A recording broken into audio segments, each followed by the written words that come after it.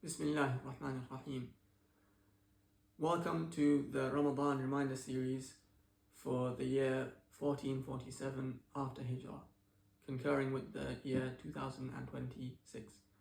This Ramadan, for each day of Ramadan, we are going to look at we're going to look at an ayah from the ayat that are referenced in the Quran.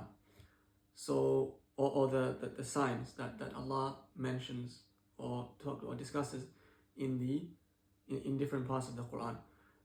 And to start us off with, we're going to look at the ayat kawniyya, or the cosmological signs. And for the first day, it will be السماء, the sky. So Allah says in the Quran, رفع السماوات بغير عمد ترونها. He raised the sky without any pillars. So if we look at the sky, we can see that Allah is the one who has raised it. Allah is the one who has constructed it. And if we look around us or look up at the sky, we can see that there's nothing holding it up. If we're stood in any building, we would see that there are things holding the ceiling up, holding the roof up. And if they were not there, it would fall down on top of us.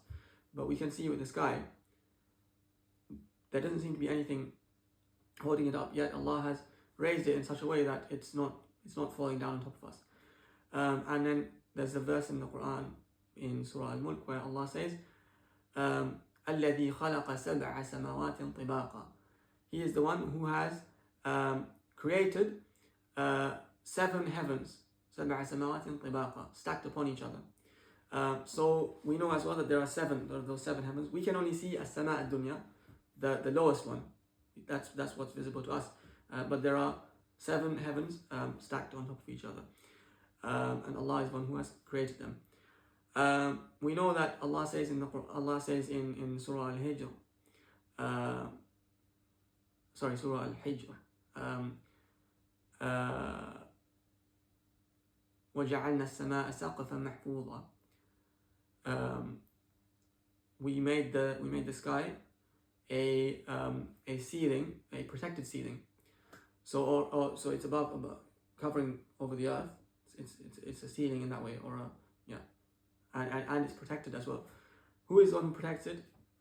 So if we look at Ayatul Kursi, Allah says, لَهُ مَا فِي السَّمَاوَاتِ وَمَا فِي الْأَرْضِ, and then later on He says, وَلَا يَؤُودُهُ حِفْظُهُمَا وَهُوَ الْعَلِيُّ الْعَظِيمُ. So Allah is the one who protects it. Protected from what? So we know that in that first verse that I mentioned earlier, Allah says, or in fact in a different verse, Allah says, إِنَّ اللَّهَ يُمْسِكُ السَّمَاوَاتِ وَالْأَرْضَ أَن تَزُولَا. Allah is one who holds the sky and the earth, or the heavens and the earth, from ceasing to exist. So they are protected from disappearing, from ceasing to exist. They're protected from any imperfections or any flaws or any gaps. So Allah says, فَارْجِعِ الْبَصَرَ هَلْ تَرَى مِنْ فُطُورٍ. Look at the sky. Do you see any gaps? Protected from any splitting or again any gaps. Allah says, أَفَلَمْ يَنْظُرُوا إِلَى السَّمَاءِ فَوْقَهُمْ كَيْفَ بَنَيْنَاهَا وَزَيَّنَّاهَا وَمَا لَهَا مِنْ فُرُوجٍ. Do they not look at the sky? So again, we're invited to look up at the sky, marvel at the sky. مَا لَهَا مِنْ فُرُوجٍ. There are no gaps or imperfections. And again, we know as well that for anyone, even if someone out of ignorance or out of sheer denial and stubbornness disbelieves in God, they still, if they look up at the sky, they cannot help but say, wow. They cannot help but marvel at how amazing the sky is. And we are invited in the Quran as well to do that, and we can see to take lessons from the verse, from the sign of Allah subhanahu wa ta'ala. كيف بنيناها وزيناها, how we constructed it and how we beautified it. وزيناها وما لها من فروج, and it doesn't have any imperfections. Who did all this? Who created this? Allah is the one who created this. And then also Allah says, وَلَقَدْ خَلَقْنَا فَوْقَكُمْ سَبْعَ طَرَائِقَ وَمَا كُنَّا عَنِ الْخَلْقِ غَافِلِينَ. We made above you 7 طرائق وَمَا كُنَّا, and we were not heedless, we were not unaware unaware of this. So again, if Allah is one who is protecting who's protecting this and maintaining this, and if Allah was not maintaining this, then anything could happen. Maybe it could fall down on top of us. So it's protected in that way as well. And then also protected from the devils. Allah says in the Quran, وَحَفِظْنَاهَا مِنْ كُلِّ شَيْطَانٍ رَجِيمٍ. We protected it from every devil, from every cursed devil. And then also later on, so we can see how amazing the sky is if we look at the sky, and that points to what? Points to how amazing the creator of the sky is. The creator of the sky. And then not just the creator, but then also, as we discussed earlier over here, the one who maintains it as well. وَلَا يَؤُودُهُ حِفْظُهُمَا وَهُوَ الْعَلِيُّ الْعَظِيمُ, as in the most famous verse in the Quran, Ayatul Kursi. Who is the one who's maintaining it? Allah is the one who is doing that. And then we see as well, after acknowledging all of this and marveling at all of this, Allah also invites us again to look at this and challenges us when Allah mentions the story of the Pharaoh. And this can also be reflected on by others as well, and it can be applied to any of us who thinks of ourselves as who thinks of ourselves as great. So the Pharaoh, what did he say? It's on the Quran says فَحَشَرَ فَنَادَى فَقَالَ أَنَا رَبُّكُمُ الْأَعْلَى. He said, I am your Lord, the Most High. And then the Quran goes on to say فَأَخَذَهُ اللَّهُ نَكَالَ الْآخِرَةِ وَالْأُولَى, and then other verses, and then it says أَأَنْتُمْ أَشَدُّ خَلْقًا أَمِ السَّمَاء. Are you a greater creation? Are you a greater creation? أَمِ السَّمَاء, or is the sky a greater creation? بَنَاهَا. Allah is one who constructed it. Allah is one who built it.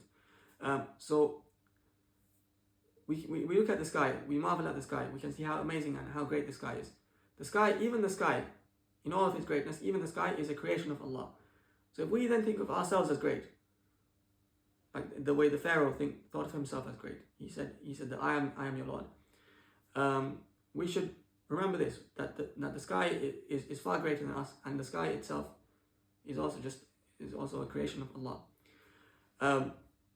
So we in comparison to that are nothing.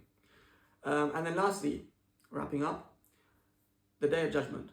So there, Allah describes the Day of Judgment to us in many different ways, and then everything is destroyed at that time.